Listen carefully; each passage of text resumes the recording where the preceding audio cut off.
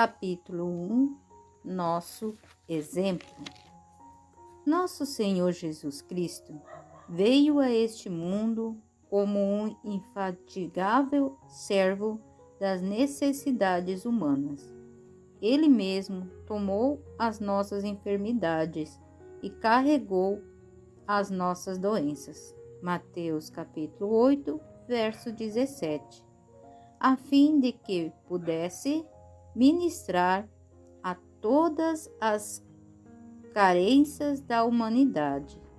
Veio para remover o fardo de doenças, misérias e pecado.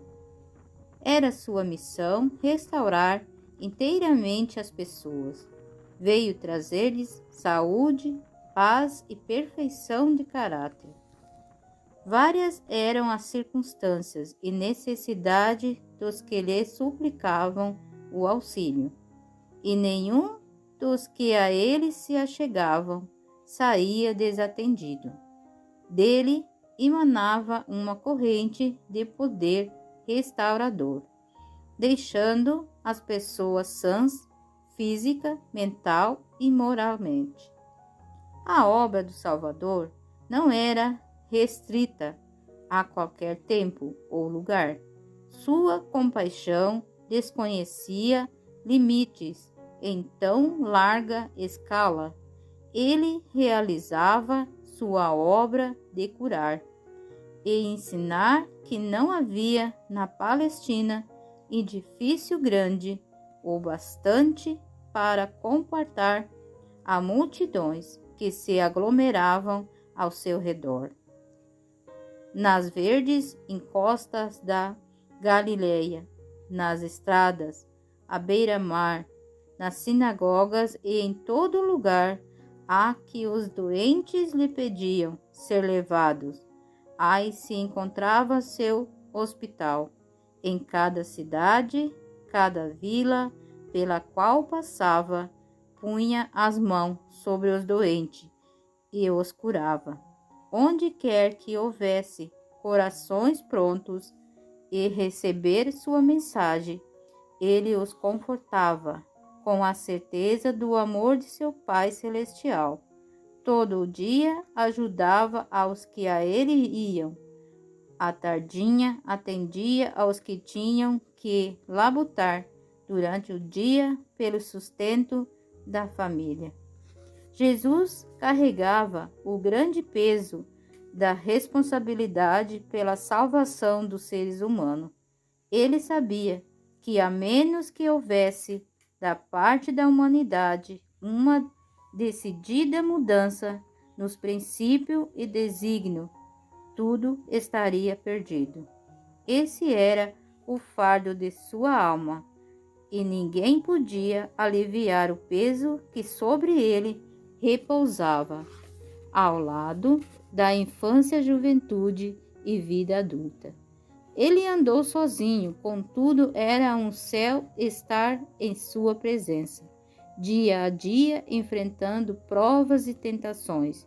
Dia a dia era posto em contato com o mal e testemunhava seu poder sobre aqueles a quem buscava abençoar e salvar.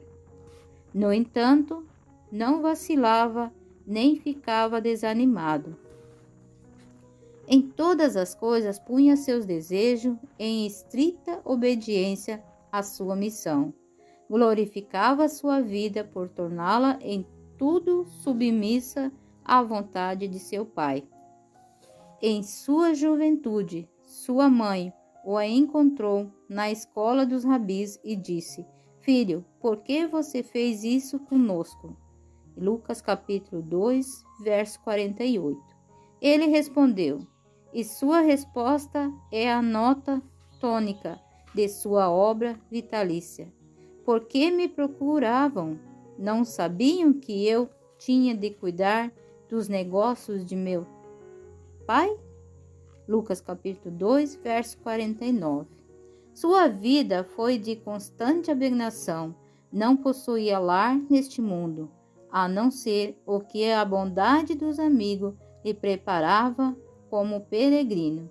Ele veio viver em nosso favor a vida a vida do mais pobre e andar e trabalhar entre os necessitados e sofredores. Entrava e saía, não reconhecendo nem honrando diante do povo por quem tanto fizera. Era sempre paciente e bem disposto, e os aflitos o saudavam como a um mensageiro de vida e paz. Via as necessidades de homens e mulheres, crianças, jovens, e todos dirigia ao convite: venham a mim. Mateus capítulo 11, verso 28. Durante seu ministério, Jesus dedicou mais tempo a curar os enfermos do que preparar seus milagres.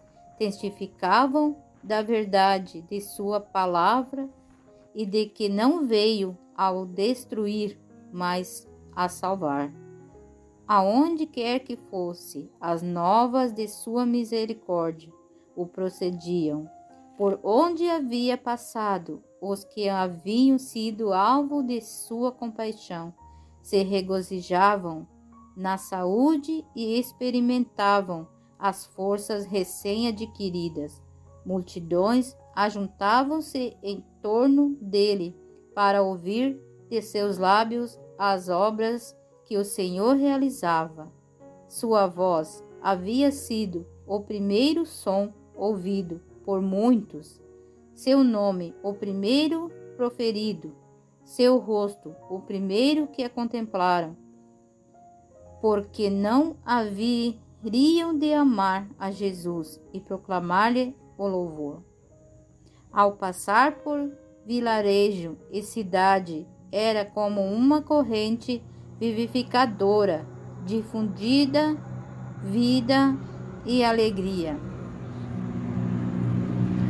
Terra de Zebulon, terra de Naftali, caminho do mar, além do Jordão, Galileia dos gentios, o povo que vivia em trevas viu grande luz, e aos que viviam na região e sombra da morte, resplandeceu-lhe a luz. Mateus 4, verso 15 e 16. O Salvador tornava cada ato de cura uma ocasião para implantar princípios divinos na mente e na alma. Esse era o desígnio de sua obra. Continuava bênçãos terrestres para que pudesse inclinar o coração das pessoas ao recebimento do Evangelho de sua graça. Cristo poderia ter ocupado o mais elevado lugar entre os mestres da nação judaica, mas preferiu levar o Evangelho aos pobres lá de lugar a lugar, para que os que se achavam nos caminhos e atalhos pudessem ouvir as palavras da verdade. Na praia, nas encostas das montanhas, nas ruas da cidade, nas sinagogas, sua voz se fazia ouvir explicando as Escrituras. Muitas vezes ensinava no pátio do templo, a fim de que os gentios lhe puderem ouvir as palavras. Os ensinos de Cristo eram tão diferentes de explicações bíblicas feitas pelos escribas e fariseus que prendiam a atenção do povo. Os rabis apegavam-se à tradição, às teorias e às especulações humanas. Muitas vezes o que os homens haviam ensinado e escrito acerca das Escrituras era posto em lugar delas próprias. O tema dos ensinos do escrito era a palavra de Deus. Ele respondia aos inquiridores com um assentivo. Está escrito. Mateus 4, verso 4. O que diz a Escritura. Romanos capítulo 4, verso 3. Ou como você a entende, em Lucas capítulo 10, verso 26. Em todas as oportunidades, despertando-se em um amigo ou adversário qualquer interesse, ele apresentava a palavra, proclamava a mensagem angélica de maneira clara e poderosa. Suas palavras derramavam abundante luz sobre os ensinos dos patriarcas e profetas, e as escrituras chegavam às pessoas como uma nova relação. Nunca antes havia seus ouvintes percebido na palavra de Deus tal profundeza de sentido. Jamais houve um evangelista como Cristo. Ele era a majestade do céu, mas humilhou-se para tornar nossa natureza, a fim de chegar ao ser humano na condição em que se achava, a todos, ricos e pobres, livres e servos. Cristo, o mensageiro da aliança, trouxe as boas novas da salvação. Sua fama, como o grande realizador de curas, espalhou-se por toda a Palestina. Os enfermos iam para os lugares por onde ele devia passar, a fim de poderem encontrar auxílio. Iam também muitas criaturas ansiosas de lhe ouvir as palavras e receber o toque de sua mão. Assim iam de cidade em cidade, de vilarejo em vilarejo, pregando o evangelho e curando os enfermos. O Rei da Glória, da humildade, veste humana, assistia às grandes festas anuais da nação e falava das coisas celestiais. As multidões absortas nas cerimônias exteriores, trazendo a eternidade ao alcance de sua visão. Nos celeiros da sabedoria, tirava tesouro para todos, falava-lhe em linguagem tão simples que não podiam deixar de entender por métodos inteiramente seus. Ajudava a todos quantos se achavam em aflição e dor. Com graça e cortesia, auxiliava a alma enferma de pecado, levando-lhe saúde e vigor. Príncipe dos mestres, buscava acesso ao povo por meio de suas mais familiares relações. Apresentava a verdade de maneira que dali em diante ela estaria sempre entretecida no espírito de seu ouvinte com suas mais sagradas recordações e afetos.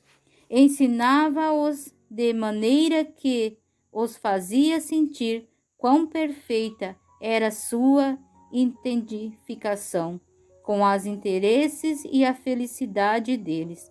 Suas instruções eram tão diretas, tão adequadas, suas ilustrações, suas palavras tão cheias de simpatia e animação, que os ouvintes ficavam encantados. A simplicidade e sinceridade com que se dirigia aos necessitados satisfaziam cada palavra. Que vida atarefada levou ele! Dia a dia podia ser visto entrando nas humildes habitações da miséria e da dor, dirigindo palavra de esperança aos abatidos e da paz aos aflitos. Cheio de graça, sensível e clemente, andava erguendo os desfalecidos e confortando os tristes. Aonde quer que fosse, levava bênção. Enquanto ajudava os pobres, Jesus estudava também os meios de atingir os ricos. Procurava travar relações com o rico e culto fariseu, o nobre judeu e a autoridade romana. Aceitava-lhe os convites, assistia às suas festas, tornava-se familiar com os interesses, ocupações deles, a fim de obter acesso ao seu coração e lhe revelar as imperecíveis riquezas. Cristo veio a este mundo para mostrar que, mediante o recebimento de poder do alto, o ser humano pode levar uma vida imaculada, com incansável paciência e assistência compassiva. Ia ao encontro das pessoas nas suas necessidades, pelo suave contato da graça, bania da alma a inquietação e a dúvida, transformando a inimizade em amor e a incredulidade em confiança. Podia dizer a quem ele quisesse: segue-me, e aquele a quem se dirigia levantava-se e o seguia. Quebrava-se o encanto da fascinação do mundo ao som da sua voz. Fugia do coração o espírito de avidez e a ambição, e as pessoas levantavam-se, libertas, para seguir o Salvador. Amor fraternal. Cristo não fazia distinção de nacionalidade, a posição ou credo. O escriba e fariseu desejavam tornar os dons celestiais um privilégio local e nacional, excluir o resto da família de Deus no mundo. Cristo, porém, veio derrubar todo o muro da separação, veio mostrar que seu dom de misericórdia e amor é tão ilimitado como o ar, a luz ou a chuva que refrigera a terra. A vida de Cristo estabeleceu uma religião em que não há diferenças, a religião em que judeus e gentios, livres e servos, são ligados numa fraternidade comum, iguais perante Deus. Nenhuma questão política lhe influenciava a maneira de agir. Não fazia diferença alguma entre vizinhos e estranhos, amigos e inimigos. O que tocava seu coração era uma alma sedenta pelas águas da vida. Não passava nenhum ser humano por alto como indigno, mas procurava aplicar a toda pessoa o remédio capaz de sarar em qualquer companhia em que se encontrasse. Apressava uma lição adequada ao tempo e às circunstâncias. Cada negligência ou insulto da parte de alguém para com seu semelhante servia apenas para fazê-lo mais consciente da necessidade que tinham de sua simpatia divino-humano. Procurava inspirar e esperança aos mais rudes e menos promissores, prometendo-lhe a certeza de que haveria de tornar-se irrepreensíveis, inocentes, alcançando um caráter que manifestaria seres filhos de Deus. Muitas vezes Jesus encontrava a pessoa que havia caído no poder de Satanás e que não tinha força para romper os laços. Às vezes, criaturas desanimadas, doentes, tentadas, caídas, costumava dirigir-se a palavra de mais terna piedade, palavras adequadas e que podiam ser compreendidas.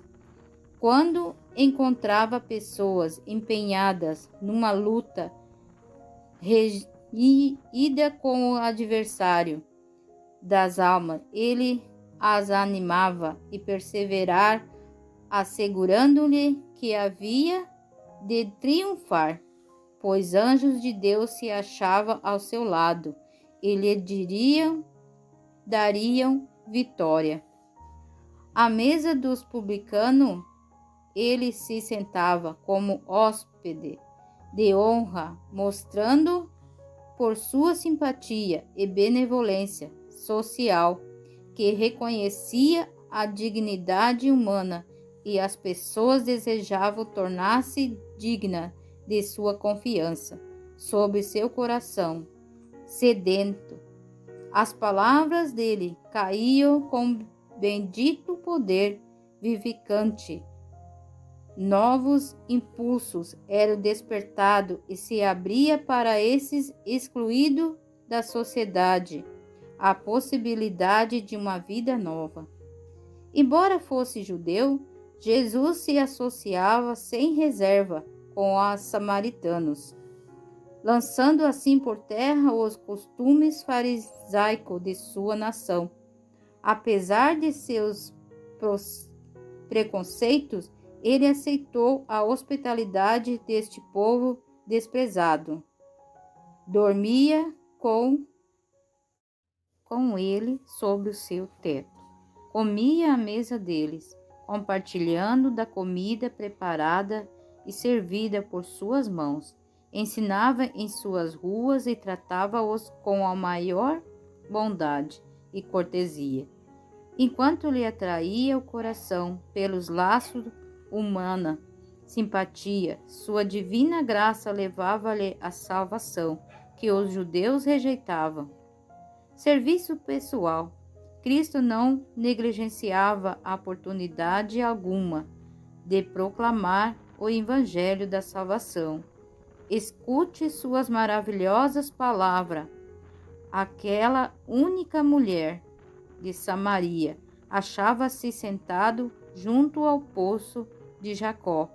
Quando ela foi tirar água, para surpresa dela, pediu-lhe um favor: dê-me-lhe um pouco de água. Jó, capítulo 4 e verso 7.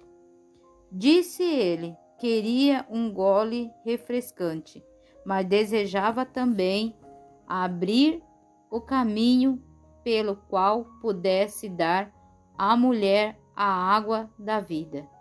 Como disse ela, sendo o Senhor um judeu, pede água a mim, que sou mulher samaritana? Ela disse isso porque os judeus não se davam com os samaritanos. Jesus respondeu: se você conhecesse o dom de Deus e quem é que está lhe pedindo água para beber, você pediria e ele lhe daria a água viva. Quem beber dessa água voltará a ter sede, mas daquele que beber da água que eu lhe der, nunca mais terá sede.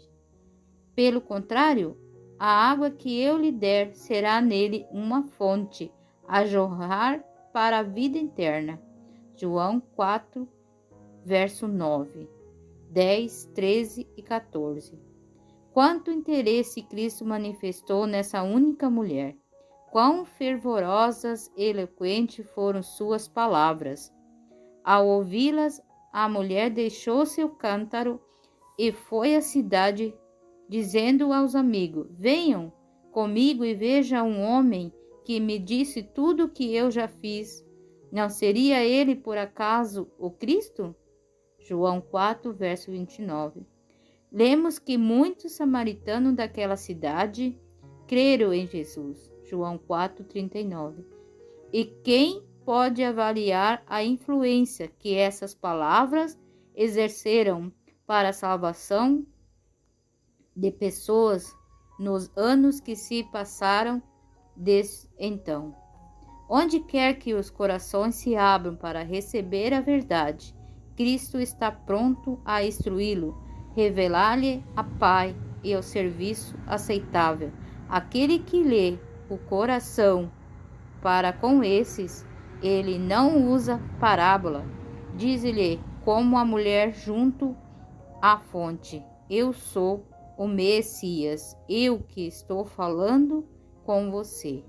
João capítulo 4 e verso 26.